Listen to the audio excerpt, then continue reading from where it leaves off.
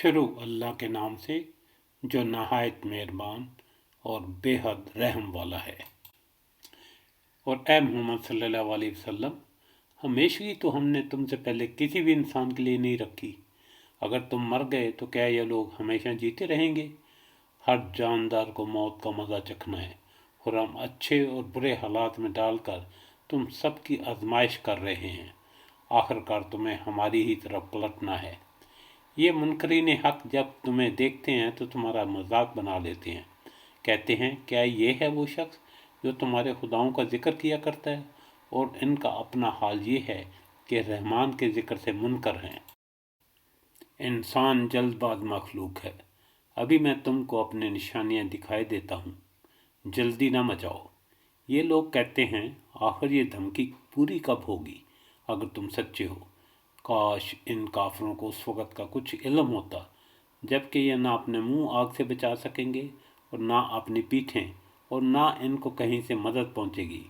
वो बला अचानक आएगी और उन्हें इस तरह यकलख्त दबोच लेगी कि ये ना उसको दफ़ा कर सकेंगे और ना उनको लम्हा भर मोहलत ही मिल सकेगी।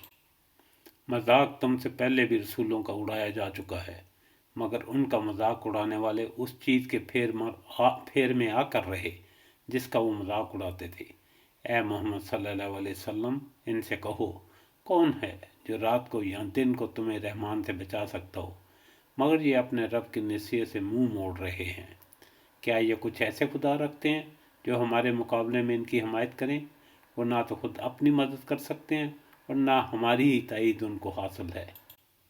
असल बात यह है कि इन लोगों को और इनके आबाओ अजदाद को हम जिंदगी का सरो सामान दिए चले गए, यहाँ तक कि इनके दिन फिर गए, मगर क्या उन्हें नज़र नहीं आता कि हम ज़मीन को मुख्तलिफ सिमतों से घटाते चले आ रहे हैं? फिर क्या ये गालब आ जाएंगे? इनसे कह दो कि मैं तो वही की बिना पर तुम्हें मुतनब्बे कर रहा हूँ, मगर बहरे पुकार को नहीं सुना करते जबकि उन्हें खबरदार किया जाए।